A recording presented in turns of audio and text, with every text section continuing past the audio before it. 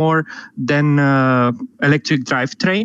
Everybody, when you're thinking about electric cars, is thinking about zero local emissions, but it's much, much, much more than that. And for me, the main takeaway that I would like to propose for you after this presentation is a paradigm shift. You'll see it's like it's not a technical presentation; it's more a philosophical one. How to relate to cars in the future, and. The starting point is that electric cars are bringing a huge revolution in an industry that is highly conservative. And this is somehow natural for automotive industry to be conservative if you consider that the development cycle of a car nowadays around 6 to 7 years, maybe 5 for the newest models. You have high cost and complex structures for development and production of cars and long product life cycle. So this means, for example, that if a new technology comes when the car is just launched, I need to wait until the next product life cycle in order to be able to offer it to the customers, or even longer if the technology is it's very complex. So this is why, for example, you don't see integration of new things like even the most mundane USB sticks so fast in the cars.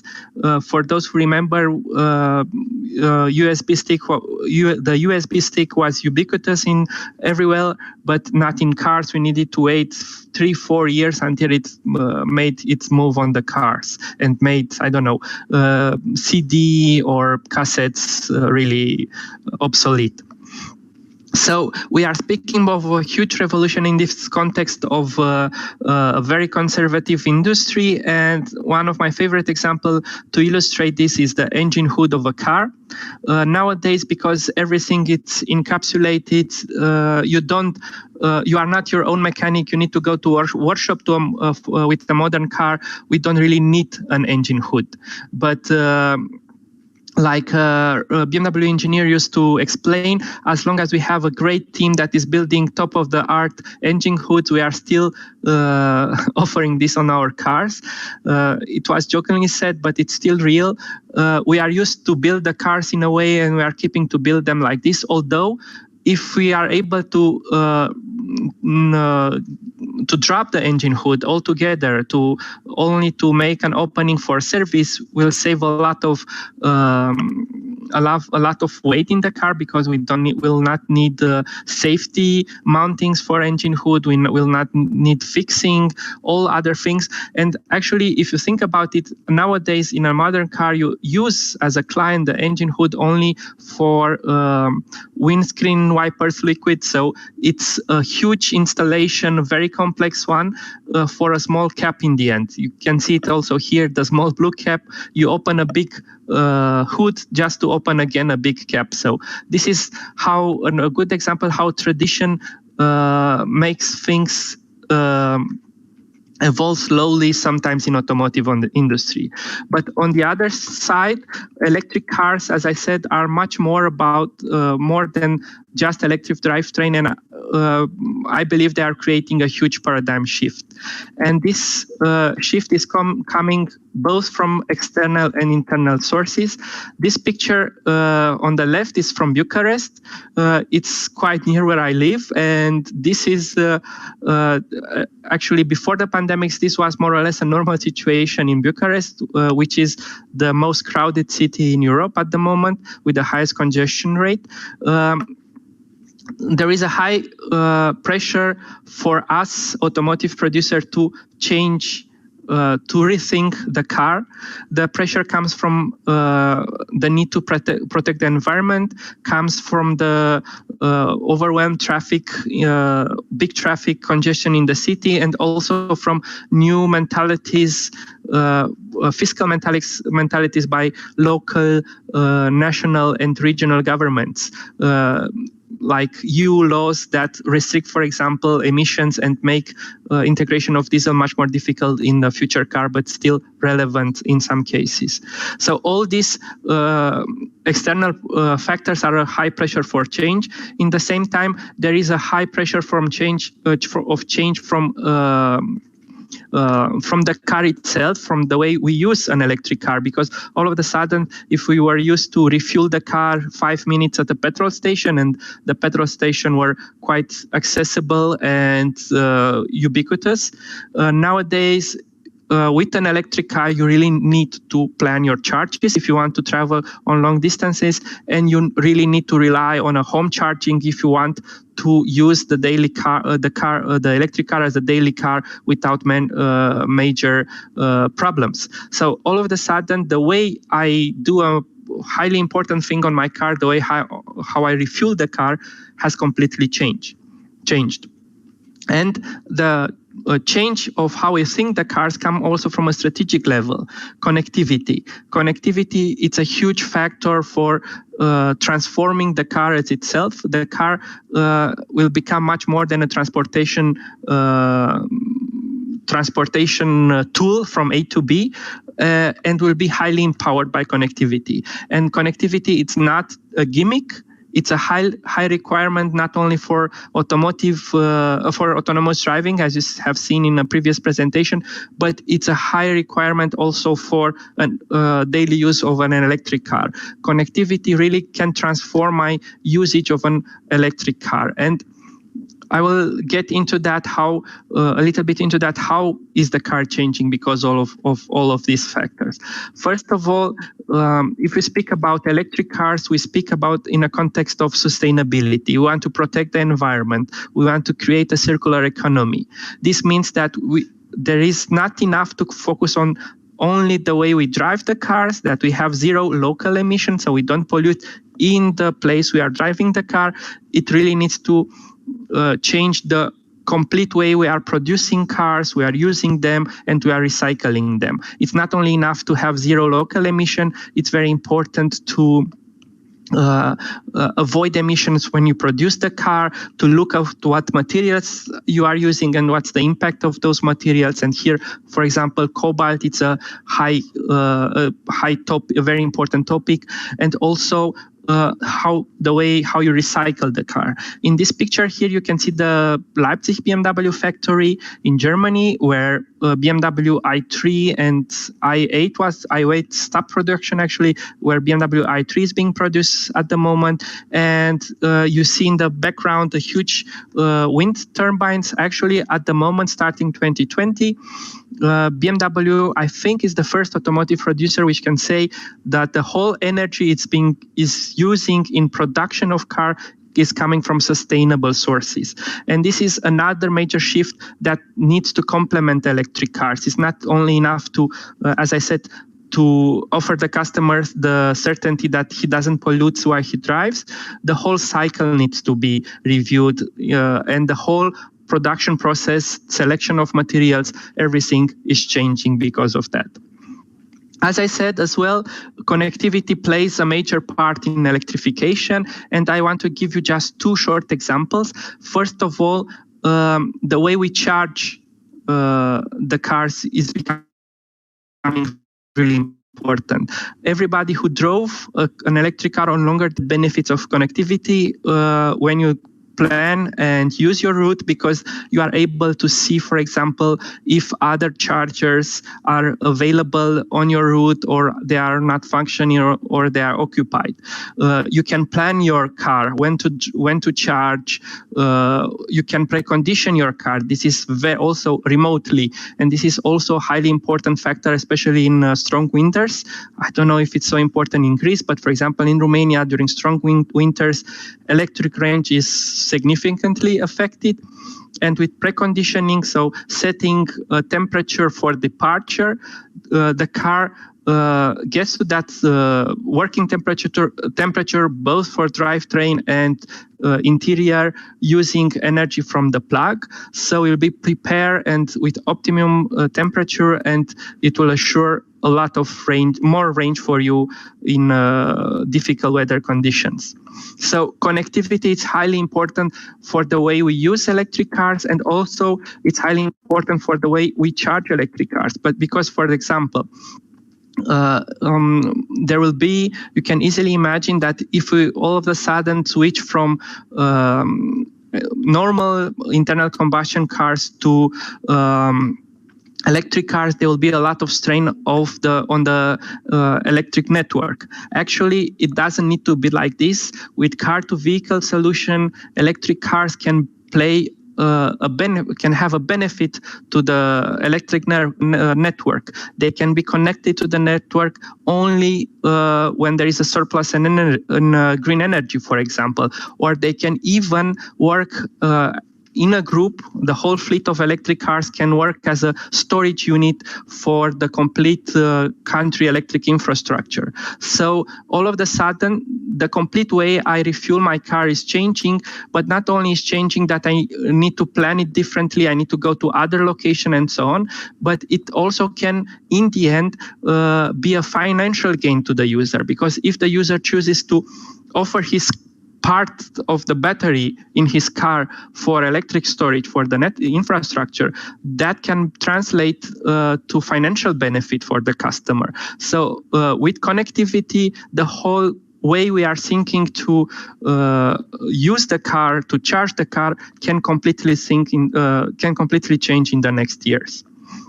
Also, connectivity has another major benefit, and if we need to build connected cars, then we'll have cars ready for autonomous driving, more or less, because autonomous driving cannot exist without connected cars. Cars connected with themselves, with other car-to-car communication, and with infrastructure.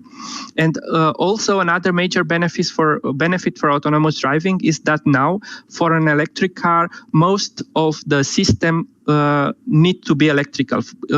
Climate needs to be electrical, but also, for example, steering assistance. And this is a major benefit for, surprisingly maybe or not, for autonomous driving. It allows remote or intelligent use of this system if they are much easier to control if they are electrified. So an electric car is, in the end, also an opportunity for autonomous driving as well.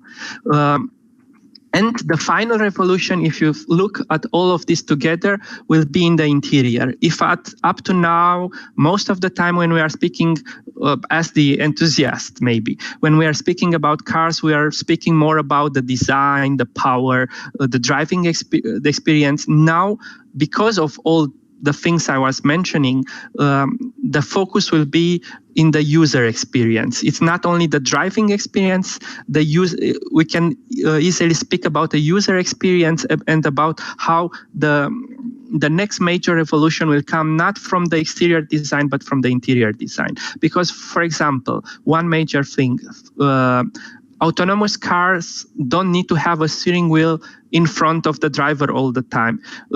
In a driver-oriented car, it was cool to be surrounded by the car, to have all the information that you need around you. In an autonomous driving car, you don't need to have this anymore. You can relax. You can spend your time in the car in a completely different way. And this is a push for change and also an opportunity to rethink the whole interior of the car.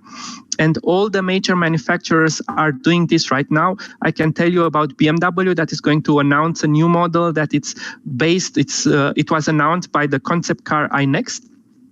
And is going to be introduced in about 3-4. It will be presented in about 3-4 weeks, and will really show this philosophy of the interior and how it's going to be changed because of, first of all, autonomous driving. And because of all of this, because of the connectivity, because of new features in the car, we can expect much more than just, as I said in the beginning, a tool for getting from A to B. And what we had in the past as gimmicks now are becoming more and more useful tools. And I just want to give you 3 short examples. First, parking. Parking in most of European cities, it's a nightmare. Parking more or less can become sexy because the newest cars out there can offer, for example, algorithms that evaluate the possibility to find on-street parking places. Like you have, for example, you are used with Google and Waze and other software like this, that you have a prediction how congestion a street is. You can have on the same navigation map a prediction of what's the possibility to find a parking place. And for congestion, you have a color code, for example, from green to red. In the same way, you can have, for example, from gray to blue in BMW, a prediction how easy it is to find on a specific street parking places. And this helps you to diminish a lot the problematic search for parking places. Also, nowadays, for on-street parking in most cities, you can use an SMS or an app to pay for how much you want to stay on that specific parking place. In modern BMWs on specific countries, the car does this by itself. It knows that you parked on a paid parking. It measures itself automatically how much you spend there, and it pays via a special dedicated account.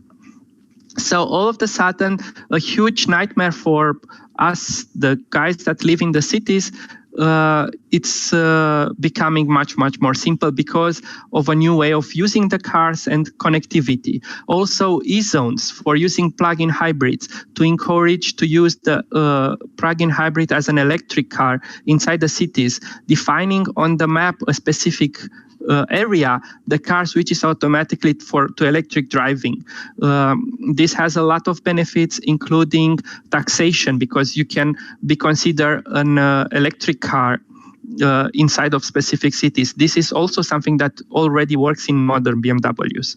The last example is vehicle-to-grid connection.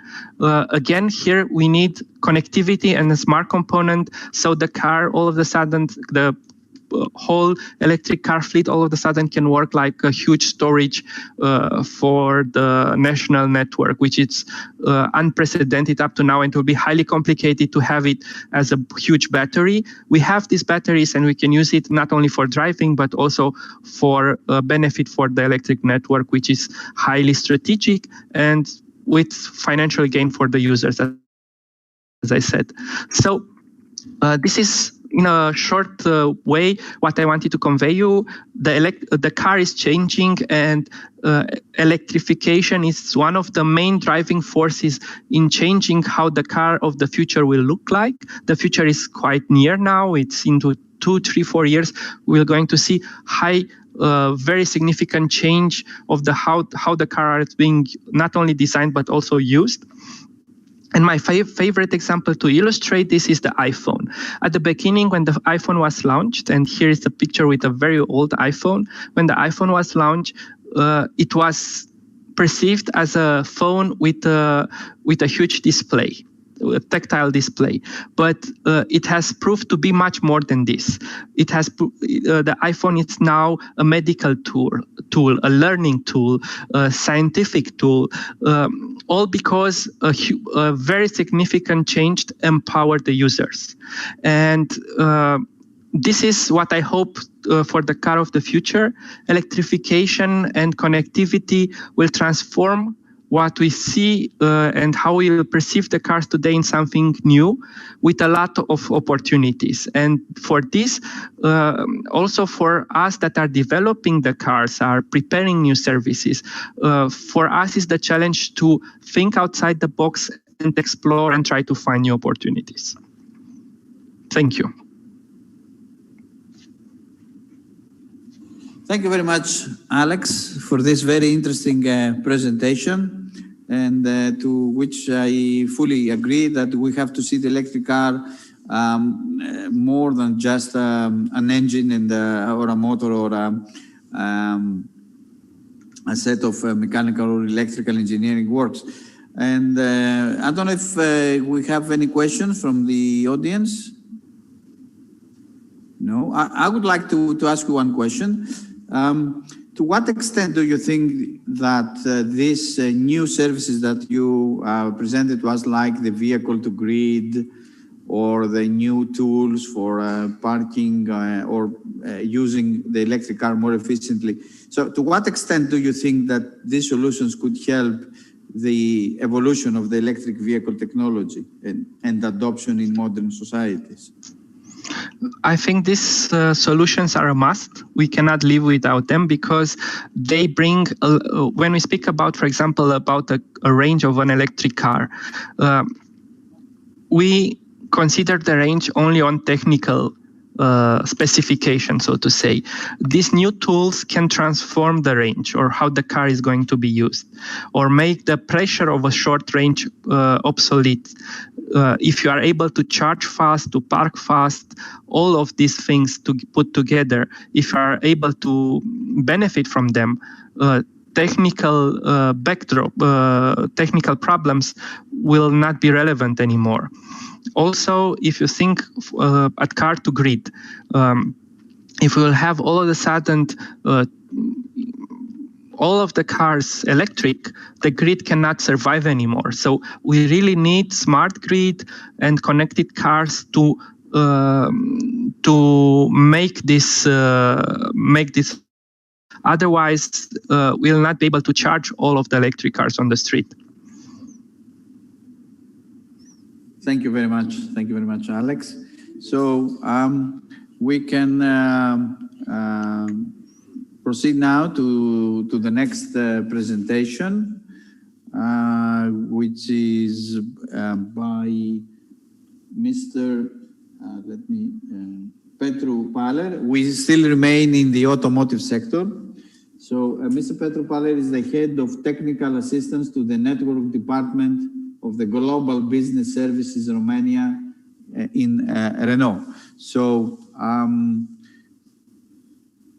Mr. Paler, the floor is yours, and thank you very much for accepting our invitation and for your presentation. Thank you.